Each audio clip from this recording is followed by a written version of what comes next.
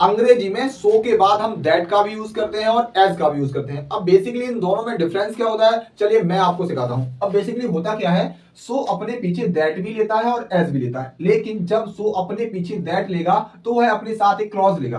अब क्लॉज का बेसिकली मतलब क्या होता है, क्लॉज जो होता है वो बनता है हमारा सब्जेक्ट और वर्ब से मिलके। चलिए हम एग्जांपल आपको बताते हैं। जैसे एग्जांपल है हमारा, B worked hard so that B could get good marks. हम मेहनत करते हैं किस लिए, ताकि हमें अच्छे नंबर मिल सके, अच्छे नंबर प्राप्त कर सके। अब आपने एक चीज नोटिस करी, हमने देखो यहाँ पे सो दैट का यूज किया।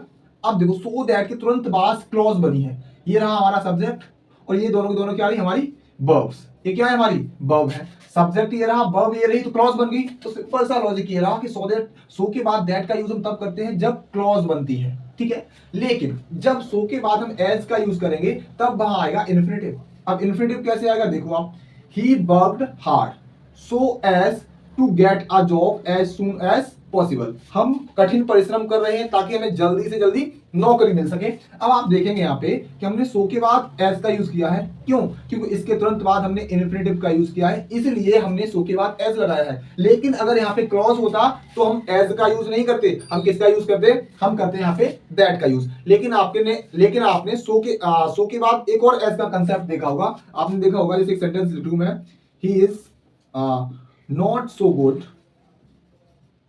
As his brother. मतलब वो है अपने भाई के जितना अच्छा नहीं है ना। एक ये वाली जो कंडीशन होती है, यहां भी हम सो के बाद एज का यूज करते हैं, लेकिन ना तो यहाँ पे इन्फिनेटिव है और ना ही यहाँ पे क्लॉज है।